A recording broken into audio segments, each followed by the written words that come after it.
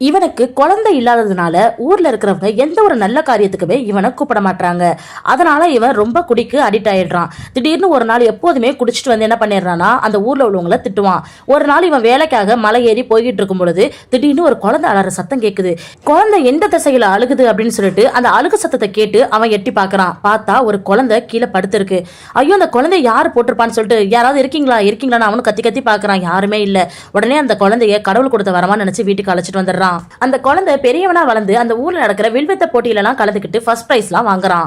ஊர்ல இருக்கிற எல்லாருமே ஐயப்பன் கோயிலுக்கு மாலை போடுறதா பேசிக்கிட்டு இருக்காங்க. அப்ப அவனுமே ஐயப்பனுக்கு மாலை போடுறதா சொல்றான். ஆனா அவனை தப்பா பேசி ஊர்ல உள்ளவங்க பேசிடுறாங்க.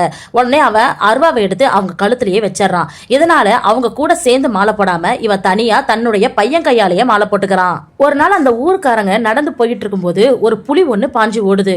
புலிய பார்த்தா அவங்க ஊருக்குள்ள ஓடி போய் எல்லாருக்கிட்டையும் ஊருக்குள்ள புலி வந்துச்சுன்னு சொல்லிட்டு சத்தம் போடுறாங்க. எல்லாருமே வீட்டுக்குள்ள போய் கதவை சாத்திக்கிறாங்க. ஊருக்குள்ள வந்து செக் பண்ணி பார்த்த ஃபாரஸ்ட் ஆபீசருமே ஊருக்குள்ள புலிதான் வந்திருக்குங்கிறத கண்டுபிடிச்சிடறாங்க.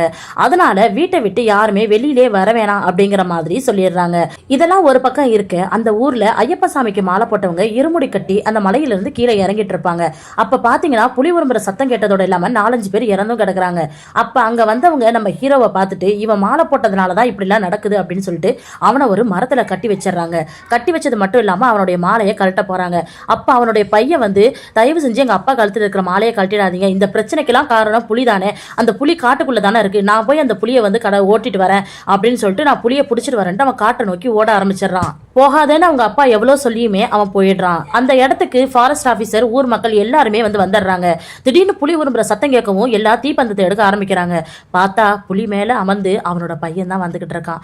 அப்பதான் தெரியுது அவனுடைய குழந்தை சாதாரண குழந்தை இல்ல, ஐயப்பனே தனக்கு வந்து குழந்தையா வந்து வரமா கிடைச்சிருக்கிறாருங்கிறது ஹீரோவுக்குமே அந்த நிமிஷத்துல தான் புரியுது. இதை கண்ட அந்த ஃபாரஸ்ட் ஆபீசரும் அந்த ஊர் மக்களும் அவங்களுடைய தகப்பன் உட்பட அனைவருமே ஐயப்ப சாமியே நேரில் வந்து காட்சி தரதான் நினைச்சு எல்லாருமே கையெடுத்து கும்பிட்டு காலில் விழ ஆரம்பிச்சிடுறாங்க.